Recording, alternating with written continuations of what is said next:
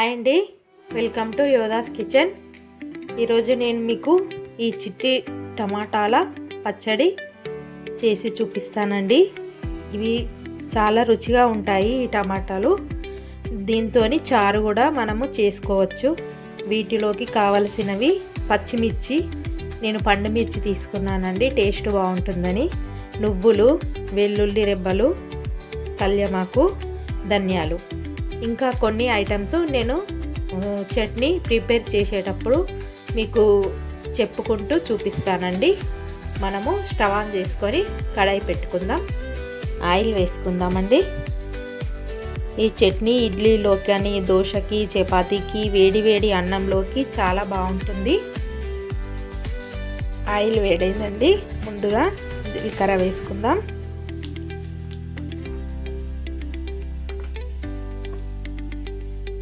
వెల్లుల్లి రెమ్మలు,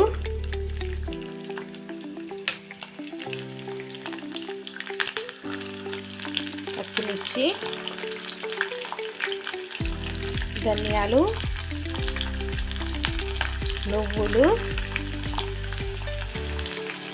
కరివేపాకు వేసి బాగా కలుపుకోవాలండి. మీరు కూడా ట్రై చేయండి. మన యోధాస్ కిచెన్ ఛానల్ను తప్పకుండా సబ్స్క్రైబ్ చేసుకోండి. ఇంకా చాలా మంచి రెసిపీస్ చూపిస్తానండి.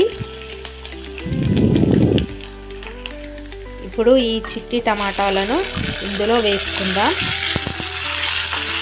వేసుకొని బాగా వేయించుకోవాలి. ఇవి చిట్టి టమాటాలు కదండి, తొందరగా ఉడుకుతాయి. కొద్దిసేపు మనము మూత పెట్టుకుందాం. చూడండి, చిట్టి టమాటాలు ఉడికాయి. దీంట్లో నేను కొద్దిగా కారం వేస్తున్నాను. మనం టమాటా చట్నీలో పచ్చిమిర్చే కాకుండా ఇలా కొద్దిగా కారం వేసామంటే రుచి ఇంకా బాగుంటుంది. ఉప్పు వేస్తున్నాను. రుచి చూసుకొని ఉప్పు గిట తక్కువగా అనిపిస్తే మీరు వేసి కలుపుకోవచ్చండి. చూడండి, టమాటాలన్నీ ఉడికాయి. ఇప్పుడు మనము స్టవ్ ఆఫ్ చేసుకొని ఈ మిశ్రమాన్ని మిక్సీ పట్టుకుందాము. ఇది కొద్దిగా చల్లారాలండి. వేడి మీద మిక్సీ పట్టకూడదు. కొద్దిగా చల్లైన తర్వాత మిక్సీ పట్టుకొని మళ్ళీ ఆ పచ్చడికి పోపు వేసుకోవాలి. చూడండి, ఈ విధంగా మిక్సీ పట్టుకోవాలి. ఇప్పుడు దీన్ని మనము పోపు వేసుకుందామండి. దీంట్లో ఆయిల్ వేసుకుందాం. పోపుకి సరిపడా ఆయిల్ వేడైందండి. ఆవాలు, జీలకర్ర, ఒక 4 ఎండుమిర్చి, కరివేపాకు,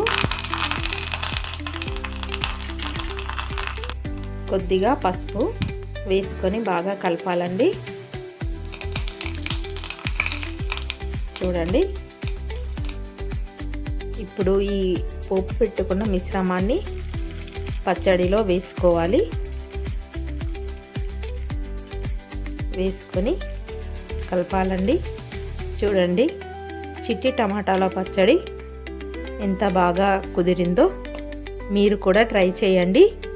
ఈ వీడియో కనుక నచ్చినట్టయితే లైక్ చేయండి, షేర్ చేయండి. యోధాస్ కిచెన్ ఛానల్ను తప్పకుండా అందరూ సబ్స్క్రైబ్ చేసుకోండి. Thank you for watching. Thank you all.